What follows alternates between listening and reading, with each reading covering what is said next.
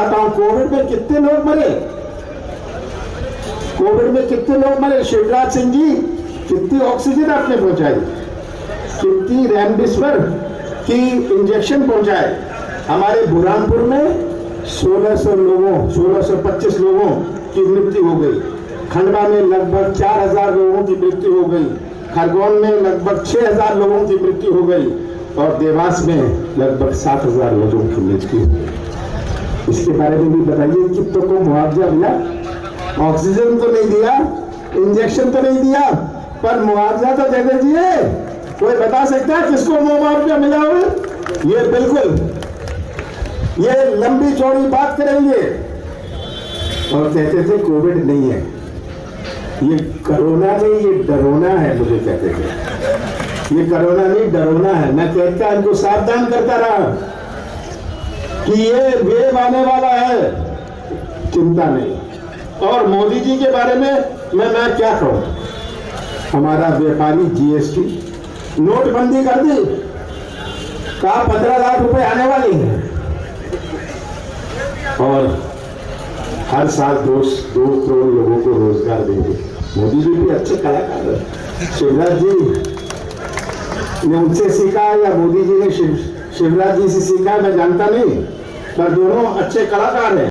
कुछ भी घोषणा, 22,000 घोषणाएं करी है शिवराज सिंह जी, 22,000 घोषणाएं, और अभी भी बाद नहीं आएंगे। ये देख नहीं सकते नौजवानों जो भटक रहा है, उसको देख नहीं सकते, इनकी आंखें नहीं चलती। जो किसान न्याय के लिए चिल्ला रहा है, ये सुन नहीं सकते, इनके कान नहीं चलते, आंख नहीं चलती, कान नहीं चलता, मुंह बहुत चलता है, मुंह बहुत चलता है, कुछ भी बुलवा लो। तो शिवराज सिंह जी के बारे में जितना मैं कम कहूं उतना ही अच्छा है। आपने अच्छी तरह पहचान लिया। अभी आएंगे तरह तरह कहेंगे मेरी संबल योजना, अरे छोड़िए संबल योजना, जितना भ्रष्टाचार था संबल योजना में सही था, कितना भ्रष्टाचार था। आप तो संबल योजना का उपयोग करते थे अपने कार्यकर्ताओं को लाभ पहुंचाने के लिए। मैंने 100 रुपए सैलून में बिजली करी, कोई भी आ जाए। तो ये अंतर है, ये तो सिस्टम बना लिया था शिवराज सिंह जी ने, पैसे दो काम लो। और बड़ा ठेका हुए या पटवारी हो या तहसीलदार हुए, सही बात है, पैसे दो काम लो।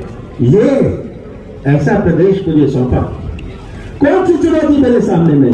तेज न्यूज की तेज खबरें सबसे पहले पाने के लिए हमारा चैनल सब्सक्राइब कीजिए और हाँ, बेल आइकन दबाना ना भूलें। वर्तमान काल में, कलयुग में भी विधर्मियों की कमी नहीं है। वर्तमान में बहुत से विधर्मी ऐसे हैं जो हिंदुओं का चोला ओढ़े हुए हैं। सबसे बड़े हम ही धर्माचारी हैं, क्योंकि हमने नर्मदा मैया की परिक्रमा की है। तो नर्मदा मैया की परिक्रमा करके कोई अगर धर्मी हो जाए तो मुझे लगता है कि रावण ने पहले कर ली होती। कोई गंगा मैया की या नर्मदा मैया की परिक्रमा करके धर्मी बन जाता है, ऐसा तो नहीं है, क्योंकि उसका मन काला होता है, क्योंकि उसके अंदर पल रहा वो दुष्चरित्र काला होता है। कल साध्वी प्रज्ञा ठाकुर जी ने कल दशहरा मैदान पर जो एक सांस्कृतिक मंच पर विवादित बयान दिया, बड़ा मतलब दुख होता है कि खुद साध्वी होकर नर्मदा परिक्रमा वासियों के लिए इतना विवादित बयान दिया उन्होंने। और कहीं ना कहीं जो नर्मदा परिक्रमा वासी हैं वो कहीं ना कहीं अपमान अपना महसूस कर रहे हैं। उन्होंने ये कहा कि नर्मदा परिक्रमा वासी कितने भी परिक्रमा कर लें मगर अधर्मी कभी सुधर नहीं सकता। तो ये कहीं ना कहीं ये हमें भैया ने भी बताया कि नर्मदा परिक्रमा करने से कोई भी अधर्मी पवित्र नहीं हो सकता। तो ये कहीं ना कहीं जितने भी लोग नर्मदा, आज हमारी आस्था का केंद्र है नर्मदा, और जीवनदायिनी है, मोक्षदायिनी है, जिसके दर्शन मात्र से हमें मोक्ष मिलता है। और उसके लिए इस तरह के श्रद्धालुओं के लिए आस्था पर ठेस पहुंचाना, इसके लिए मैं कड़ा विरोध महिला कांग्रेस की तरफ से, हमारी कार्यवाहक अध्यक्ष हमारी यास्मीन दीदी भी हमारे साथ हैं, तो हम लोग सभी मिलकर उनका विरोध करते हैं। क्या प्रतिक्रिया जी, अगर इसके लिए हमने आज FIR दर्ज की मांग की है। अगर इसके लिए अगर कोई ठोस कदम नहीं उठाया जाता है तो निश्चित तौर पर हम यास्मीन दीदी के नेतृत्व में पुतला जलाएंगे। क्या कहना चाहिए?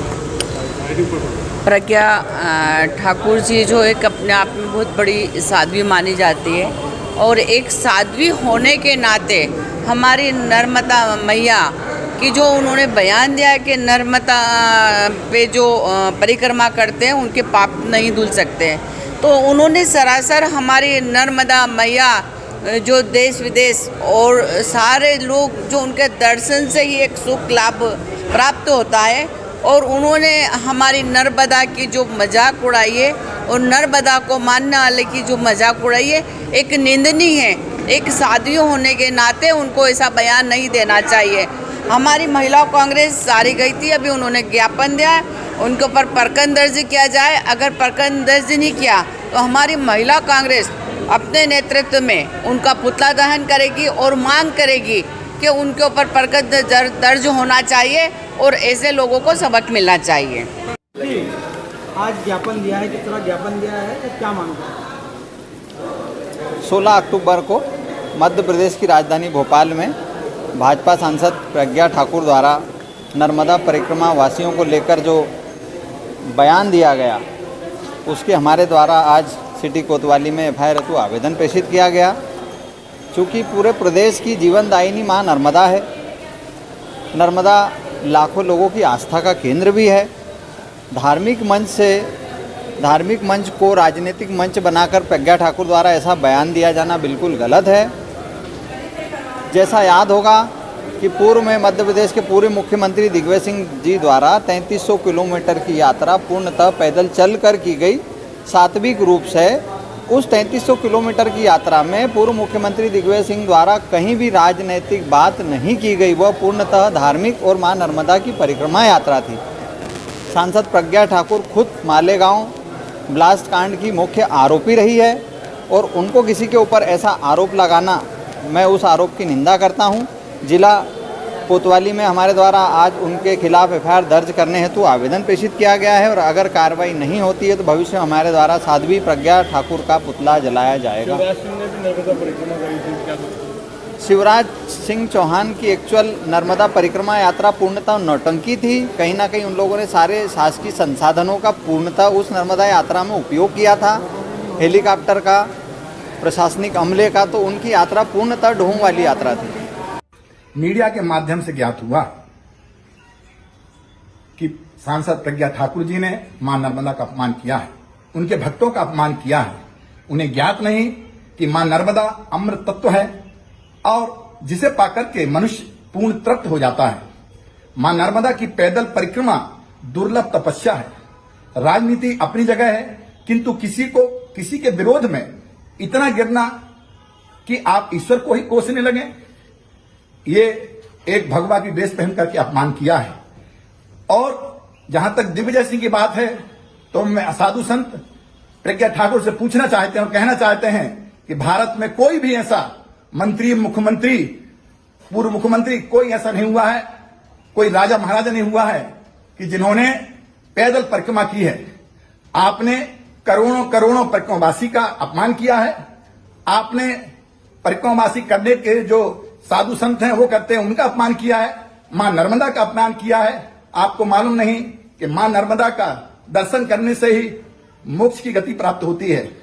पूरा संत समाज आपसे कहना चाहते हैं कि मां नर्मदा से, परिक्रमा वासियों से और दिग्विजय सिंह से माफी मांगे, अन्यथा पूरा संत समाज बेहद नाराज है। आने वाले समय में सड़कों पर उतरेंगे, क्योंकि मां नर्मदा हमारी मां है। अपने को हिंदू कहते हैं, संवेदनाहीन होते हैं।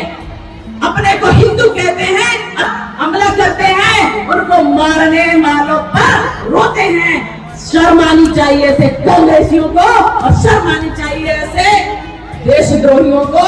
और मैं कहती हूँ, इनके लिए भारत में जगह नहीं है। भारत में सिर्फ रहेगा तो राष्ट्रभक्त रहेगा, और राष्ट्र जो है ना वो हिंदुओं के साथ है। राष्ट्रभक्त हिंदू होते हैं। राष्ट्रभक्त अपनी पहचान को समझ ले, सीमाएं सुरक्षित हो जाएगी, भारत अखंड हो जाएगा, भारत पर वैभव पर पहुंचेगा। इसी संकल्प के साथ जोर से बोलेंगे, तेज न्यूज की तेज खबरें सबसे पहले पाने के लिए हमारा चैनल सब्सक्राइब कीजिए, और हाँ, बेल आइकन दबाना ना भूलें।